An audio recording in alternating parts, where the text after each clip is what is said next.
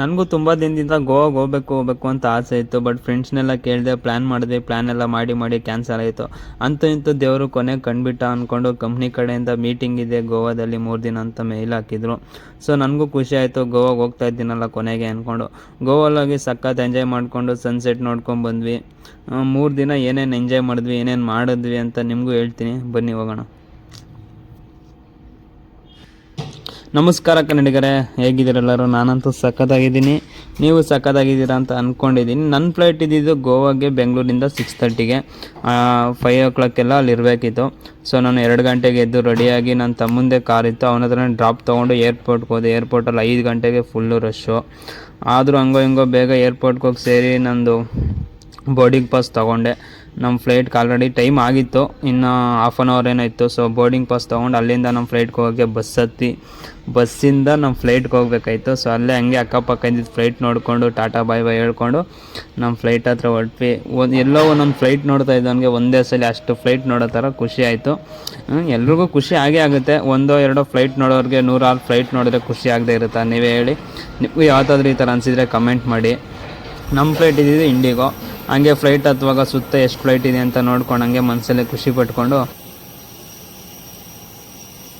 ಒಳಗಡೆ ಹೋಗಿ ನಮ್ಮ ಸೀಟ್ ನಂಬರ್ ಏನಿದೆ ಅಂತ ಚೆಕ್ ಮಾಡಿಕೊಂಡು ಸೀಟಲ್ಲಿ ಕೂತ್ಕೊಂಡ್ವಿ. ಸೀಟಲ್ಲಿ ಕೂತ್ಕೊಂಡ್ಮೇಲೆ ಹಂಗೆ ಫ್ಲೈಟು ಟೇಕ್ ಆಫ್ ಆಯಿತು. ಟೇಕ್ ಆಫ್ ಆವಾಗ ಸ್ವಲ್ಪ ಭಯ ಆಯಿತು.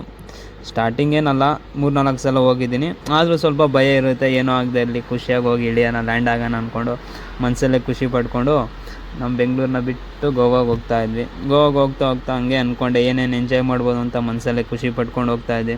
ಇನ್ನೇನು ಮೇಲೆ ಹೋಗ್ತಾ ನೆಟ್ವರ್ಕ್ ಆಫ್ ಆಯಿತು, ಇನ್ಸ್ಟಾಗ್ರಾಮು ಕ್ಲೋಸ್ ಮಾಡಾಯಿತು. ಹಂಗೆ ಫ್ಲೈಟ್ ಮೋಡ್ಗೆ ಆಟೋಮೆಟಿಕ್ ಹೋಗಾಯಿತು ಫೋನು. ಹಂಗೆ 1 hour ನಿದ್ದೆ ಮಾಡಿಕೊಂಡು ಮತ್ತೆ ಕಂಡುಬಿಟ್ಟಾಗ ಮತ್ತೆ ಗೋವಾ ರೀಚ್ ಆಗಿದ್ವಿ. ಗೋವಾಗೆ ಹೋಗಿ ಲ್ಯಾಂಡ್ ಆಗ್ತಾ ಇದ್ದಂಗೆ ನನಗೋಸ್ಕರ ಒಂದು ಇನೋವಾ ಕಾರ್ ವೆಯ್ಟ್ ಮಾಡ್ತಾಯಿತ್ತು. ಯಾರೂ ಬಂದಿರಲಿಲ್ಲ, ಕಂಪ್ನಿ ಕಡೆಯಿಂದ ನಾನು ಒಬ್ಬನೇ ಫಸ್ಟ್ ಹೋಗಿದ್ದೆ. ಯಾಕಂದರೆ ಎಲ್ಲರಿಗೂ ಫ್ಲೈಟು ಲೇಟ್ ಆಗಿತ್ತು. ಸೊ ನನಗೊಬ್ಬನಿಗೆ ಬೇಗ ಇತ್ತು. ಸೊ ಅದಕ್ಕೋಸ್ಕರ ನಾನು ಬೇಗ ಹೋದೆ. ನಾನು ಅಲ್ಲಿಂದ ಪಿಕಪ್ ಮಾಡಿಕೊಂಡು ಬಂದಿದ್ದೆ Caravel resort, beach resort, Varca, Goa, south Goa. ಸಖತ್ತಾಗಿದೆ. ನೀವು ಯಾರಾದರೂ ಬಂದು ಸ್ಟೇ ಮಾಡಬೇಕಂದ್ರೆ ಇಲ್ಲಿಗೆ ಸೌತ್ ಗೋವಾ ಸೈಡು ಬಂದಾಗ ಇಲ್ಲಿ ಬಂದು ಸ್ಟೇ ಮಾಡಿ. ರೆಸಾರ್ಟ್ ಮಾತ್ರ ಮಸ್ತಾಗಿದೆ ನೋಡೋಕ್ಕೆ.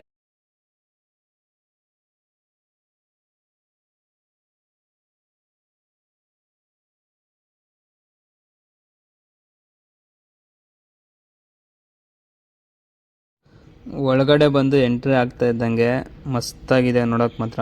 2 ಸೈಡು ವಾಟ್ರು. ಒಳಗಡೆ ಹೋಗ್ತಾ ಇದ್ರೆ ಸಕ್ಕತ್ತಾಗಿದೆ ನೋಡಿ, ತೋರಿಸ್ತೀನಿ ಏನಿದೆ ಅಂತ ರೆಸಾರ್ಟು. ನಾವಂತೂ ಅಷ್ಟೊಂದು ದುಡ್ಡು ಕೊಟ್ಟು ಇಲ್ಲೆಲ್ಲ ಸ್ಟೇ ಮಾಡೋಕ್ಕಾಗಲ್ಲ, ಕಂಪ್ನಿಯವ್ರು ಕರ್ಕೊಂಬಂದವರೆಲ್ಲ. ಸೊ ಫ್ರೀಯಾಗಿ ಎಂಜಾಯ್ ಮಾಡ್ಕೊಂಡು ಹೋಗೋಣ ಅಂತ ಬಂದಿದ್ವಿ. ನಾನು ವರ್ಕ್ ಮಾಡೋದು ಏಷ್ಯನ್ ಪೇಂಟ್ಸಲ್ಲಿ ಒಂದು ಟೈಅಪ್ ಕಂಪ್ನಿ ರೆನ್ನರ್ ಅಂತ. ಸೊ ಅದ್ರಲ್ಲಿ ನಾನು ವರ್ಕ್ ಮಾಡೋಕ್ಕೆ ಸ್ಟಾರ್ಟ್ ಮಾಡಿ 3 ವರ್ಷ ಆಯಿತು. 3 ವರ್ಷದಲ್ಲಿ ಆಲ್ರೆಡಿ ಇದು 3ನೇ ಟ್ರಿಪ್ಪು ನಂದು. ಫಸ್ಟು ಮುಂಬೈ, ಆಮೇಲೆ ರಾಜಸ್ಥಾನ, ಇದು ಗೋವಾ 3ನೇ ಟ್ರಿಪ್ಪು. ಇನ್ನೂ ಹೋಗ್ತಾ ಬೇರೆ ಕಡೆ ಕರ್ಕೊಂಡು ಹೋಗ್ತಾರೆ. ಇನ್ನೂ ಒಳ್ಳೊಳ್ಳೆ ರೆಸಾರ್ಟು ಬೇರೆ ಕಡೆ ಎಲ್ಲ ಚೆನ್ನಾಗಿರೋ ಕಡೆನೇ ಸ್ಟೇ ಮಾಡ್ಬೋದು. ಯಾಕಂದರೆ ಕಂಪ್ನಿಯವರು, ನಾವು ಕಂಪ್ನಿಗೋಸ್ಕರ ಕೆಲಸ ಮಾಡ್ತೀವಿ. ಸೊ ಕಂಪ್ನಿಯವ್ರು ನಮಗೋಸ್ಕರ ಏನಾದರೂ ಒಂದು ಮಾಡಲೇಬೇಕಲ್ಲ. ಸೊ ಅದಕ್ಕೋಸ್ಕರ ಚೆನ್ನಾಗಿರೋ ಕಡೆ ಎಲ್ಲ ಬುಕ್ ಮಾಡ್ತಾರೆ. ನಾವಂತೂ ಎಂಜಾಯ್ ಮಾಡೋಕ್ಕಂತೂ ಸಖತ್ತಾಗಿದೆ ರೆಸಾರ್ಟ್ ಇದು. ಆವಾಗಲೇ ಹೇಳ್ದಂಗೆ ಯಾರೂ ಬಂದಿಲ್ಲ, ನಾನೊಬ್ಬನೇ ಬಂದಿರೋದು ನಮ್ಮ ಟೀಮ್ ಕಡೆಯಿಂದ. ಸೊ ಬೇಗ ಬಂದಿದ್ದೀನಿ, ಏನು ಮಾಡಲಿ ರೂಮಲ್ಲಿ ಕೂತ್ಕೊಂಡು ಅಂದ್ಕೊಂಡು ಫ್ರೆಶ್ ಅಪ್ ಆಗಿ ಔಟ್ಸೈಡ್ ಬಂದೆ. ಬೀಚೆಲ್ಲ ಇದೆ ಅಂತ ಹೇಳಿದರು ಪಕ್ಕದಲ್ಲೇ, ಹೋಗಿ ನೋಡ್ಕೊಂಬರೋಣ ಅಂತೇಳಿ ಹಂಗೆ ರೆಸಾರ್ಟ್ ಒಂದು ರೌಂಡ್ ಹಾಕ್ಕೊಂಡು ನೋಡ್ಕೊಂಡು ಹೋಗ್ತಾಯಿದ್ದೀವಿ. ನೋಡಿ ಏನು ಮಸ್ತಾಗಿದೆ ರೆಸಾರ್ಟು. ಎಲ್ಲರೂ ಬ್ರೇಕ್ಫಾಸ್ಟ್ ಟೈಮ್ ಅಲ್ವಾ, ಅದಕ್ಕೆ ಆಲ್ರೆಡಿ ಎಲ್ಲರೂ ತಿಂಡಿ ತಿಂತಾಯಿದ್ದಾರೆ. ನಾನು ವೀಡಿಯೋ ಮಾಡ್ಬಿಟ್ಟು ಹೋಗಿ ತಿಂಡಿ ತಿನ್ನೋಣ ಅಂದ್ಕೊಂಡು ಫಸ್ಟ್ ಹೆಂಗಿದೆ ನೋಡ್ಕೊಂಡು ಹೋಗೋಣ ಅಂತ ಬಂದೆ. ನೋಡಿದ್ರೆ ಮಾತ್ರ ಸೂಪರಾಗಿದೆ ಸುತ್ತ ನೋಡೋದಕ್ಕೆ. ರೂಮಾಗಿರಲಿ, ಅಲ್ಲಿ ಔಟ್ಸೈಡ್ ನೇಚರು ಎಲ್ಲ ಮಸ್ತಾಗಿದೆ. ಹೊಟ್ಟೆ ಹಸಿತಾಯಿತು, ಆದರೂ ಎಲ್ಲರೂ ಬರೋದಕ್ಕಿಂತ ಮುಂಚೆ ಒಂದು ವೀಡಿಯೋ ಮಾಡ್ಕೊಂಬಿಡೋಣ. ಆಮೇಲೆ ಸುಮ್ಮನೆ ಯಾಕೆ ಎಲ್ಲರೂ ಬಂದಮೇಲೆ ವೀಡಿಯೋ ಮಾಡೋಕ್ಕಾಗಲ್ಲ, ಟೈಮ್ ಸಿಗೋಲ್ಲ, ಅದು ಇದು ಕೆಲಸ ಇರುತ್ತೆ ಅಂದ್ಕೊಂಡು ಎಲ್ಲರನ್ನೂ ನೋಡಿಕೊಂಡು ಬರೀ ಫಾರಿನರ್ಸ್ ಎಲ್ಲ ಚಡ್ಡಿಲೇ ಇದ್ದರು. ನೋಡಿಕೊಂಡು ಕಣ್ ತುಂಬಿಸ್ಕೊಂಡು ಹಂಗೆ ಹೋಗಿ ಆಚೆ ಹೋಗ್ತಾ ಇದ್ದಂಗೆ ಏನು ಕಾಣಿಸ್ಬೋದು ಹೇಳಿ, ಹಂಗೆ ನೋಡಿ ಸ್ವಲ್ಪ ಅಂತೇಳಿ ಹಂಗೆ ಹೋದೆ. ಏನು ಸಕ್ಕತ್ತಾಗಿದೆ ನೋಡಿ ನೋಡೋದಕ್ಕೆ.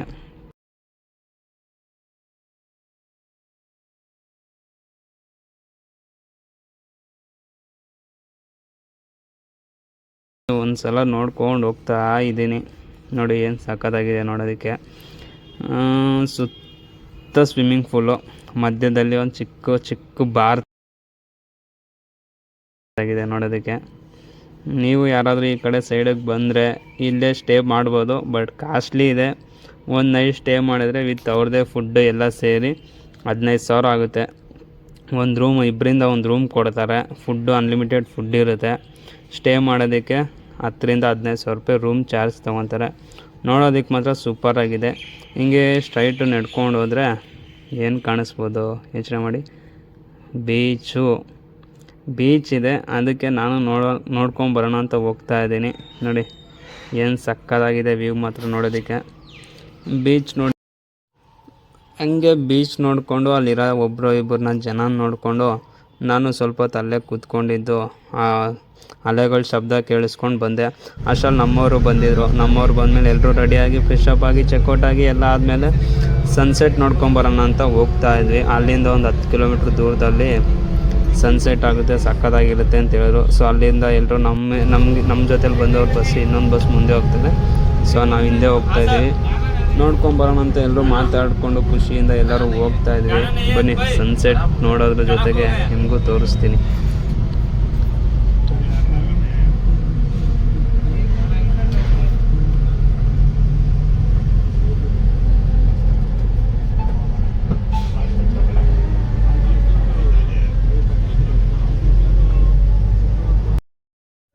ನೋಡಿ ಎಲ್ಲರೂ ನಮ್ಮ ಕಂಪ್ನಿಯವ್ರು ಇವರು ಎಲ್ಲರೂ ಒಬ್ಬೊಬ್ಬರಾಗೆ ಬಸ್ಸಿಂದ ಇಳಿತಾ ಇದ್ದಾರೆ. ನೋಡಿ ನಮ್ಮ ಬಾಸ್ ಬರ್ತಾರೆ, ತೋರಿಸ್ತೀನಿ. ಅಂದರೆ ನಮ್ಮ ಬಾಸ್ ಅಂದರೆ ನಮ್ಮ ಮ್ಯಾನೇಜರು, ಸೊ ನನ್ನ ಬಾಸ್ ಅಂತಲೇ ಕರಿತೀನಿ. ಸೊ ನೋಡಿ ಇವರ ನಮ್ಮ ಬಾಸು. ಎಲ್ಲರೂ ಒಬ್ಬೊಬ್ಬರಾಗಿ ಇಳಿದ್ಮೇಲೆ ಎಲ್ಲರೂ ನಡ್ಕೊಂಬರ್ತಾಯಿದ್ದಾರೆ. ನೋಡಿ ಅವರಿಬ್ಬರು ಇಟಾಲಿಯನ್ಸು, ನಮ್ಮ ಕಂಪ್ನಿಯವರೇ. ಅಂದರೆ ಅವರು ಕಂಪ್ನಿ ಬೇರೆ ಇಟಲಿಯಲ್ಲಿ ಕೆಲಸ ಮಾಡೋದು, ನಾವೆಲ್ಲ ಇಂಡಿಯಾದಲ್ಲಿ ಕೆಲಸ ಮಾಡೋದು. ಸೊ ನೋಡಿ ಎಲ್ಲರೂ ನಮ್ಮ ಕಂಪ್ನಿ ಮೆಂಬರ್ಸೇ. ಟೋಟಲ್ ಆಲ್ ಇಂಡಿಯಾದಲ್ಲಿ ಟೋಟಲ್ ಒಂದು 35 ಮೆಂಬರ್ಸ್ ಇದ್ದಾರೆ. ಎಲ್ಲರ ಜೊತೆ ಸ್ಟೇ ಆಗಿದ್ದು ತುಂಬ ಖುಷಿನೇ ಆಯಿತು. ಅದು ಗೋವಾದಲ್ಲಿ ಎಲ್ಲರ ಜೊತೆ ಎಂಜಾಯ್ ಮಾಡಿಕೊಂಡು ಎಲ್ಲರನ್ನೂ ಕಾಲು ಎಳ್ಕೊಂಡು, ಅವ್ರು ನಮಗೆ ಕಾಲು ಎಳೆದ್ರೆ ನಾವು ಅವ್ರಿಗೆ ಕಾಲು ಎಳ್ಕೊಂಡು ಎಲ್ಲರ ಜೊತೆ ಖುಷಿಯಾಗಿ ಎಂಜಾಯ್ ಮಾಡ್ತಾಯಿದ್ವಿ. ನೋಡಿ ಎಲ್ಲರೂ ಏನು ಖುಷಿಯಾಗಿ ಬರ್ತಾಯಿದ್ದಾರೆ ಮಾತಾಡ್ಕೊಂಡು ಎಲ್ಲರೂ. ನೋಡಿ ಏನು ಬೋಟಲ್ಲಿ ಹೋಗ್ಬೇಕು ಇವಾಗ. ಎಲ್ಲರೂ ರೆಡಿ ಆಗ್ತಾಯಿದ್ದಾರೆ ಹೋಗೋಕ್ಕೆ. ಬೋಟ್ ಹತ್ಕೊಂಡು ನೋಡಿ ಎಲ್ಲರೂ ಹತ್ತಿದ್ದೀವಿ. ಸನ್ಸೆಟ್ ನೋಡೋಕೆ ಎಲ್ಲರೂ ಕಾಯ್ತಾ ಇದ್ದಾರೆ. ಸನ್ಸೆಟ್ ನೋಡೋದ್ರ ಜೊತೆಗೆ ಎಲ್ಲರೂ ಎಣ್ಣೆ ಹೊಡ್ಕೊಂಡು ಬೋಟಲ್ಲಿ ವ್ಯೂ ನೋಡಿಕೊಂಡು ಏನು ಮಸ್ತಾಗಿ ಕೂತಿದ್ದಾರೆ ನೋಡಿ ಎಲ್ಲರೂ.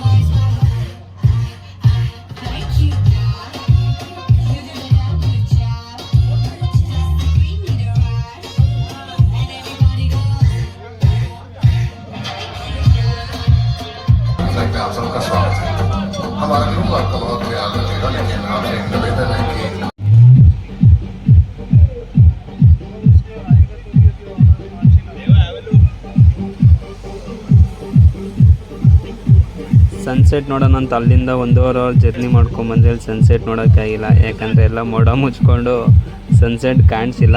ಆದರೂ ಎಲ್ಲರೂ ಬೇಜಾರು ಮಾಡಿಕೊಂಡು ಬಿಕ್ಕಿರೋ ಎಣ್ಣೆ ಹೊಡ್ಕೊಂಡು ಇಲ್ಲಿಂದ ವಾಪಸ್ ಹೋದ್ವಿ. ಮತ್ತು ಬೆಳಿಗ್ಗೆ ಎದ್ಮೇಲೆ ಮೀಟಿಂಗ್ ಸ್ಟಾರ್ಟ್ ಆಯಿತು.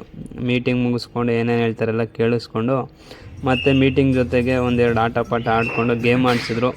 ಗೇಮ್ ಆಡ್ತಾಯಿದ್ದೀವಿ ನೋಡಿ. ಆ ರೆಡ್ ಶರ್ಟ್ ಹಾಕಿರೋನೇ ನಾನು. ಗೇಮ್ ಆಡಿಕೊಂಡು ಮೀಟಿಂಗ್ ಜೊತೆ ಫನ್ ಇರಲಿ ಅಂತ ಮೀಟಿಂಗ್ ಮ್ಯಾನೇಜ್ಮೆಂಟವರು ಸ್ವಲ್ಪ ಗೇಮ್ ಇಟ್ಟಿಸಿದ್ರು. ಗೇಮ್ ಆಡ್ಕೊಂಡು ಹಂಗೆ ಸ್ವಲ್ಪ ಎಂಜಾಯ್ ಮಾಡಿಕೊಂಡು ಮೀಟಿಂಗ್ನ ಮುಗಿಸ್ಕೊಂಡು ನೋಡಿ ಏನೇನು ಎಂಜಾಯ್ ಮಾಡ್ತಾಯಿದ್ದಾರೆ. ಎಲ್ಲರೂ ಕೆಲಸದಲ್ಲಿದ್ದಾಗ ಮಾತ್ರ ಮ್ಯಾನೇಜರ್ಸು. ಒಂದು ಎಂಜಾಯ್ಮೆಂಟ್ ಅಂತ ಬಂದಾಗ ಎಲ್ಲರೂ ಫ್ರೆಂಡ್ಸೇ. ಸೊ ಕೆಲಸ ಮಾಡೋ ಜಾಗದಲ್ಲಿ ಅದೇ ಥರ ಇರಬೇಕು ಅಂತ ನಾನು ಅಂದ್ಕೊಂಡಿದ್ದೀನಿ. ನಮ್ಮ ಜೊತೆ ಇರೋ ಮ್ಯಾನೇಜರ್ಸು ಬೇರೆಯವರು ಎಲ್ಲ ಅದೇ ಥರ ಅಂದ್ಕೊಂಡಿದ್ದಾರೆ. ಮತ್ತು ಗೇಮ್ ಎಲ್ಲ ಆದಮೇಲೆ ಮತ್ತೆ ಮೀಟಿಂಗ್ ಮುಗಿಸ್ಕೊಂಡು ಎಲ್ಲರೂ ಆದಮೇಲೆ ಮತ್ತೆ ಎಲ್ಲ ಅವಾರ್ಡ್ಸ್ ಇಸ್ಕೊಂಡು ಜೊತೆಗೊಂದು ಗ್ರೂಪ್ ಫೋಟೋ ತೆಗೆಸ್ಕೊಂಡು ಎಲ್ಲರೂ ಖುಷಿಯಿಂದ ಹೊರಟ್ವಿ. ಮತ್ತು ನೈಟು ಪಾರ್ಟಿ ಸ್ಟಾರ್ಟ್ ಆಯಿತು. ಪಾರ್ಟಿಲಿ ಏನೇನು ಕೂಳೆ ಮಾಡ್ತಾಯಿದ್ದಾರೆ ನೋಡಿ ನೀವೇ.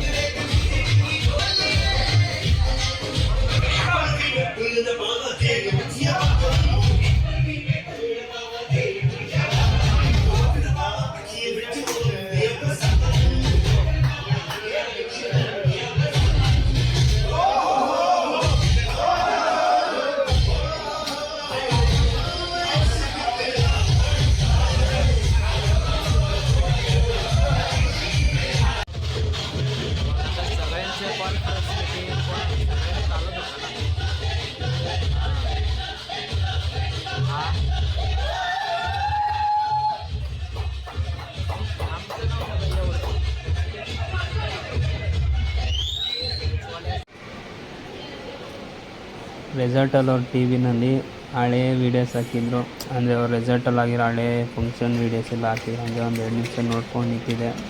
ಸಕ್ಕತ್ತಾಗಿ ಮಾಡಿದ್ದಾರೆ ಮಾತ್ರ ಫಂಕ್ಷನ್ಗಳೆಲ್ಲ, ನೋಡೋಕ್ಕೆ ಮಾತ್ರ ಮಸ್ತಾಗಿ ಕಾಣ್ತಾಯಿತ್ತು. ಹಂಗೆ ನೋಡ್ಕೊಂಡು ಹಂಗೆ ಡೇ ಎಂಡ್ ಮಾಡ್ಕೊಂಡು ನೈಟು ಮಲಗಿದ್ದು, ಬೆಳಿಗ್ಗೆ ಎದ್ದು ಬ್ರೇಕ್ಫಾಸ್ಟ್ ಮಾಡಿಕೊಂಡು 11 ಗಂಟೆಗೆ ಚೆಕ್ಔಟ್ ಮಾಡಿಕೊಂಡು ಹಂಗೆ ಒಂದು ಸಲ ಎಲ್ಲ ಫುಲ್ ನೋಡ್ಕೊಂಡು ಒಂದು ಸಲ ಫುಲ್ಲಾಗಿ ಮತ್ತು ಏರ್ಪೋರ್ಟಿಗೆ ಬಂದೆ. ನನ್ನ ಫ್ರೆಂಡ್ಸು ಪಾರ್ಸೆಲ್ ಕೇಳಿದ್ರು, ತೊಗೊಂಡೆ. ಬಟ್ ಅಲ್ಲಿ ನೋಡಿದ್ರೆ ಹ್ಯಾಂಡ್ ಬ್ಯಾಗಲ್ಲಿ ಅಲೋ ಮಾಡಲ್ಲ, ಚೆಕ್ಕಿನ್ ಬ್ಯಾಗಲ್ಲಿ ಹಾಕಿ ಅಂದರು. ಸೊ ಅಲ್ಲಿಂದ ನನ್ನ ಬ್ಯಾಗನ್ನ ಚೆಕ್ಕಿನ್ ಬ್ಯಾಗಲ್ಲಿ ಹಾಕ್ಬಿಟ್ಟು ಶಿಸ್ತಾಗಿ ಬ್ಯಾಗನ್ನು ಕಳಿಸ್ಬಿಟ್ಟು ನಾನು ಫ್ಲೈಟ್ ಹತ್ಕೊಂಡು ಸೀದಾ ಬಂದು ಫ್ಲೈಟ್ ಹತ್ಕೊಂಡು ಫ್ಲೈಟು ಗೋವಾದಿಂದ ಬೆಂಗಳೂರಿಗೆ ಟೇಕಪ್ ಆಯಿತು. ಗೋವಾಗೆ ಬಾಯ್ ಹೇಳ್ತಾ ಬೆಂಗಳೂರಿಗೆ ಹಾಯ್ ಮಾಡ್ತಾ ಶಿಸ್ತಾಗಿ ಬೆಂಗಳೂರಿಗೆ ಬಂದೆ. 4 ಗಂಟೆಗೆ 4:15 ಆಯಿತು. ಬ್ಯಾಗ್ ತೊಗೊಂಡು ಹೋಗೋಷ್ಟು 4:45 ಆಯಿತು. ಲಾಸ್ಟಲ್ಲಿ ಹೇಳೋದೊಂದೇ, ಯಾರು ಇನ್ನೂ ನನ್ನ ಚಾನಲ್ ಸಬ್ಸ್ಕ್ರೈಬ್ ಮಾಡ್ಕೊಂಡಿಲ್ವ ಸಬ್ಸ್ಕ್ರೈಬ್ ಮಾಡ್ಕೊಳ್ಳಿ. ವಿಡಿಯೋ ಇಷ್ಟ ಆದರೆ ಲೈಕ್ ಮಾಡಿ, ಇಷ್ಟ ಇಲ್ಲ ಅಂದರೆ ಡಿಸ್ಲೈಕ್ ಮಾಡಿ. ಏನಾದರೂ ತಪ್ಪಿದರೆ ಕಮೆಂಟ್ ಮಾಡಿ ತಿಳಿಸಿ, ಮುಂದಿನ ವೀಡಿಯೋದಲ್ಲಿ ಅದನ್ನು ತಿದ್ಕೊತೀನಿ. ಸೊ ನಿಮ್ಮ ಸಪೋರ್ಟ್ ನನಗೆ ಯಾವಾಗಲೂ ಇರಲಿ ಅಂತ ಕೇಳ್ಕೊತೀನಿ. Thank you so much. Bye friends.